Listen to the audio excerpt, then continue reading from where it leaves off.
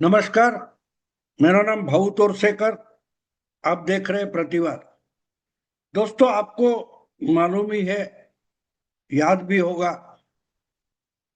कि मैं जब पॉलिटिकल एनालिसिस करता हूं तो उसमें चुटकुले, किस्से, कहानियां सुनाता हूं। और आज जो विषय मैंने लिया है, तो विषय दिमाग में आते ही एक कहानी, एक किस्सा मुझे याद आया।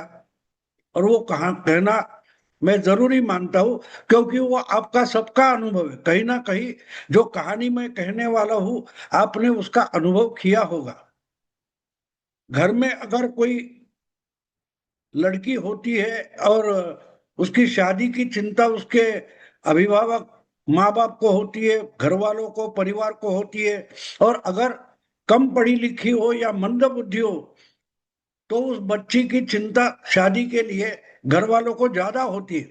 तो ये किस्सा ऐसे ही एक मंद बुद्धि लड़की का है कि उसकी उम्र चलती जा रही है और उसकी शादी करना जरूरी है।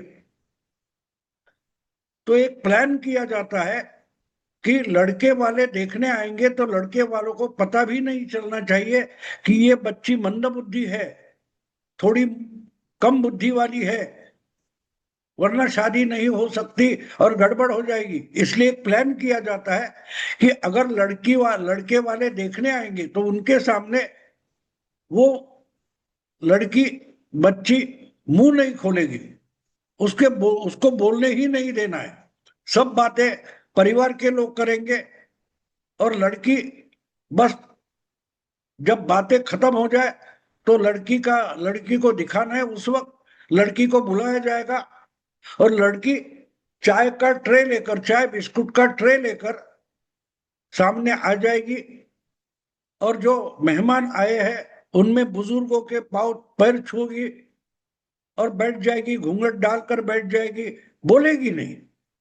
अब ये पूरा प्लान सक्सेसफुल होता है। लड़के वाले आते हैं, देखते हैं और खुश हो जाते हैं। घर तो अच्छा है, परिवार अच्छा है, वह चलो अभी लड़की दिखाओ। तो बेटी का बाप बोलता है, बेबी मेहमान के लिए चाय बिस्कुट लेके आना। तो बेटी सजी हुई घूंघट डालकर आती है और सबके सामने चाय का ट्रे लाती है। अब सबको चाय तो रखती है, लेकिन ट्रे में बिस्कुट नहीं थे। तो अनईजी होकर, असहज होकर बेटी का बाप बोलता है, बच्ची, बेटी, बेबी, तुझे तो चाय के साथ बिस्कुट भी लाना था। तो बेटी बोल देती है कि बिस्कुट तो चाय में डुबो कर ही खाएंगे ना, इसलिए मैंने चाय कप में डुबो कर ही लाए है, चाय में बिस्कुट डालकर लाए है। अब आगे क्या हुआ होगा ये मुझे कहने की जरूरत नहीं है। जब ऐसी परिस्थिति, ऐसा माहौल बन जाता है तो एक बात साफ है, गलती उस बच्ची की नहीं है, वो तो मंदबुद्धि है। इसका सबसे बड़ा जिम्मेदार अगर कोई है तो वो बाप था, जिसने प्लान किया था कि बेटी को मेहमानों के सामने बात ही करने नहीं देनी है, ना उसको बोलना है। लेकिन उसको बाध्य किसने किया बोलने के लिए? बाप ने किया। उसने पूछा कि बिस्कुट कहाँ है, तो बेटी को जवाब देना पड़ा। और वही बेटी की अकल जो है वो सामने वालों को दिखाई दी, वो जो कुछ हुआ। तो जब मंदबुद्धि बच्चा होता है, बेटी होती है, तो माँ बाप उसको संभाल कर रखते हैं, दुनिया के सामने आने नहीं देते, पेश नहीं करते। ये हमारा हर परिवार का कहीं ना कहीं का अनुभव है। दूर के रिश्तेदारों में ऐसा कोई बच्चा हो सकता है तो उसको छुपाने की, उसको संभालने की कोशिश करते हैं। लोगों की नजरों से, लोगों में मिक्स होने से बचाने की कोशिश हम करते हैं। अब ये कहानी मुझे इसलिए याद आई कि राहुल गांधी चिल्ला रहे हैं और बहुत सारे कांग्रेस के प्रवक्ता चिल्ला रहे कि रशिया के अध्यक्ष व्लादिमीर पुतिन इंडिया में आए और मोदी प्रधानमंत्री मोदी और मोदी सरकार विपक्ष के नेता राहुल गांधी को उनसे मिलने नहीं देती। अब क्यों मिलने नहीं देती ये अलग से कहने की जरूरत है, मैंने तो कहानी सुना दी। राहुल गांधी जिस ढंग का इंसान है वो बिल्कुल बच्ची जैसा है कि जहां नहीं अकल चलानी है बिल्कुल वही अकल चला देता है। जितना बताया है उतना ही करो, राहुल गांधी नहीं करेगा। वो जरूरत नहीं वही अपनी अकल चला देता है और सब अच्छी चीजों का गुड़गोबर कर देता है। और इसलिए अगर देश का मेहमान बनकर दूसरे किसी बड़े देश का महासत्ता का प्रेसिडेंट आ रहा है तो उसके सामने मोदी की जगह और कोई भी प्राइम मिनिस्टर होता तो भी राहुल गांधी को पेश नहीं करता, क्योंकि ये बिल्कुल गैर जिम्मेदार इंसान है।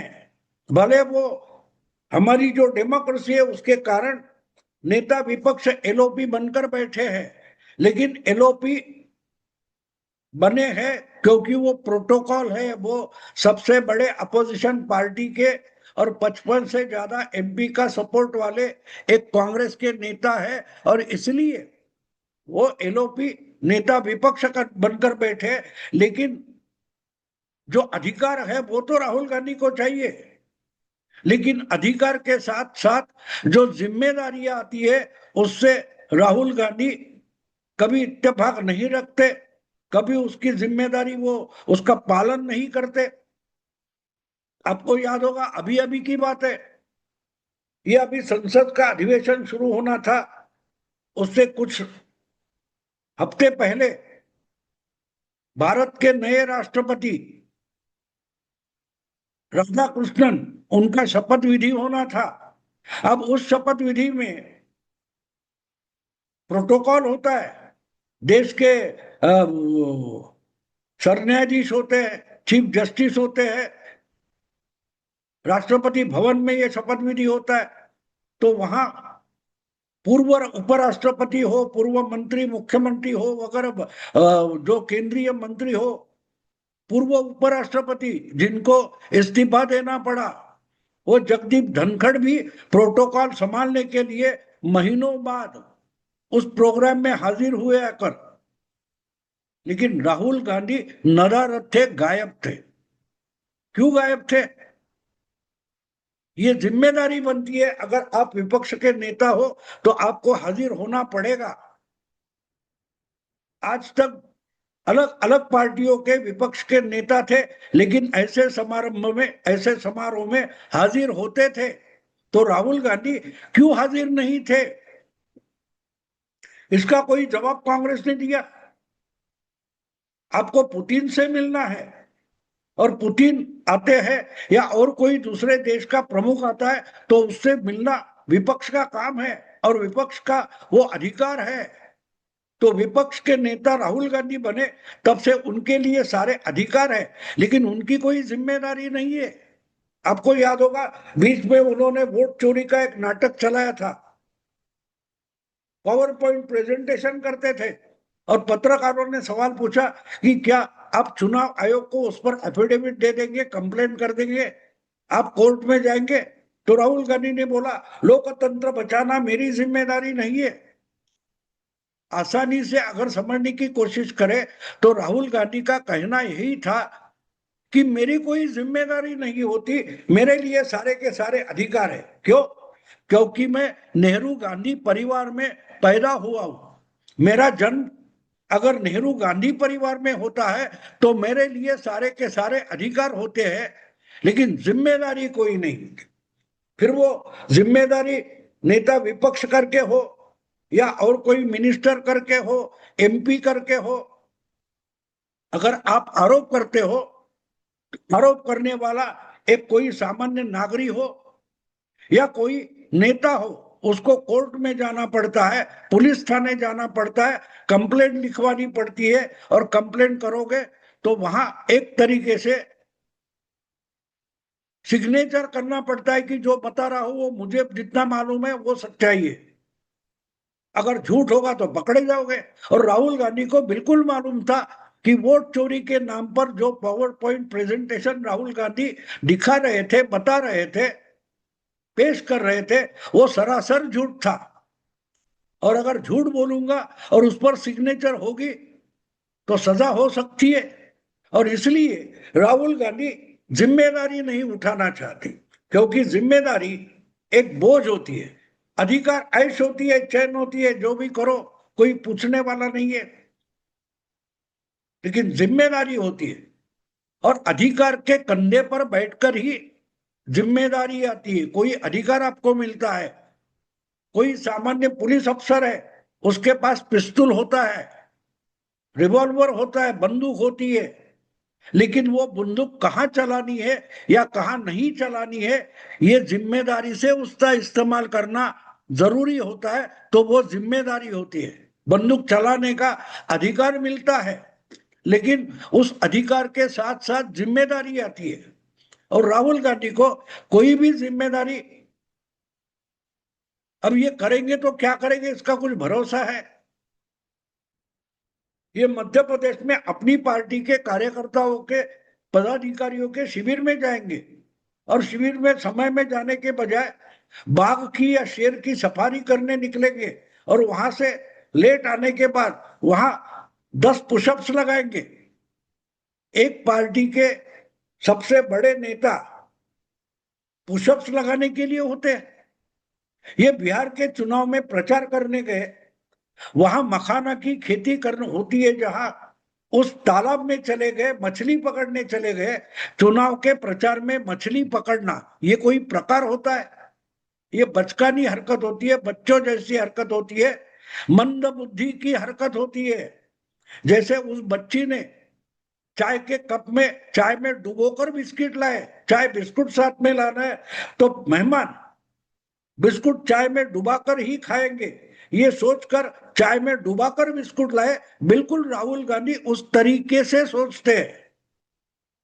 और इसलिए ऐसे बच्चों को मेहमानों से और बड़े लोगों से, कुछ सीरियस प्रोग्राम चल रहा है वहां से दूर रखना पड़ता है। हम अपने घर में छोटे बच्चे होते 5-6 साल तक के, उनके पहुंच से चक्कू हो, छुरी हो, कैंची हो दूर रखते। क्यों दूर रखते? क्योंकि उसका इस्तेमाल कितनी सावधानी से करना वो बच्चों को मालूम नहीं होता। अगर कुछ गड़बड़ करे तो खुद को या दूसरे को नुकसान पहुंचा सकते। इसलिए बच्चों को ऐसी चीजों से हम दूर रखते हैं। तो कांग्रेस को ये पता चलना चाहिए कि राहुल गांधी को किसी भी संवैधानिक पद से दूर रखना चाहिए, क्योंकि उसके इस्तेमाल के जिम्मेदारियां राहुल गांधी नहीं उठा सकते। उनके दिमाग में ये जिम्मेदारी की बात है ही नहीं। ये शायद आपको याद होगा तो मखाना की तालाब में गए और अचानक उन्होंने डुबकी मारी, उनके साथ सिक्योरिटी वाले होते उनको डुबकी मारनी पड़ी। तो राहुल गांधी अचानक क्या करेंगे उसका भरोसा नहीं। वो किसी शिविर में जाएंगे और मंच पर पुशअप्स करेंगे, कहीं जाकर तालाब में डुबकी मारेंगे। अगर पुतिन के सामने ऐसा ही कुछ नाटक इन्होंने किया तो बेइज्जती तो पूरे देश की होगी। अरे ये कैसा देश है, इनका कैसा पार्लियामेंट है जिसमें नेता विपक्ष कोई बचकानी हरकत कर लेता है फॉरेन डिग्निटरीज के सामने। तो क्या करेंगे? इसके लिए राहुल गांधी को पुतिन से बचाकर रखना जरूरी है, क्योंकि राहुल गांधी को वोट चोरी हो, वोटर लिस्ट हो, या खिलौना हो, या तालाब हो, या कुत्ता हो, या किसी देश का अध्यक्ष हो, उसका फर्क समझ में नहीं आता। पुतिन से राहुल गांधी को दूर रखना और राहुल गांधी को पुतिन से दूर रखना इसलिए जरूरी था कि पुतिन एक देश का अध्यक्ष है, एक बड़ी महासत्ता का अध्यक्ष है, सर्वोच्च नेता है, एक खिलौना नहीं है, कोई झुंझुना नहीं है। ये राहुल के दिमाग में कौन भरेगा, कौन समझाएगा? आप समझा सकते हो, लेकिन राहुल गांधी समझना ही नहीं चाहते, तो उनसे ऐसी चीजें, ऐसे मौके, ऐसे समारोह उनसे सुरक्षित दूर रखना जरूरी है। और इसलिए राहुल गांधी जो रो रहे, मुझे पुतिन से मिलने नहीं दिया। क्यों नहीं दिया? क्योंकि तुम्हें पुतिन खिलौना नहीं है, ये तक मालूम नहीं है। क्या बचकानी हरकत करोगे, उसका भरोसा नहीं है। राहुल गांधी की ये पहचान बन गई है।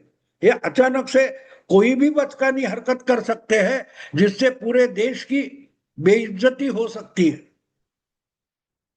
आप अमेरिका जाते हो, आप कोलंबिया जाते हो, आप दुबई जाते हो, वहां जाकर देश की बेइज्जती करके आते हो। कम से कम देश में राहुल गांधी अपने ही देश की बेइज्जती ना करे, ये तो मोदी सरकार की जिम्मेदारी बनती है। राहुल गांधी गैर जिम्मेदार हो गए, लेकिन मोदी देश के प्रधानमंत्री है, उनकी सरकार जिम्मेदार है।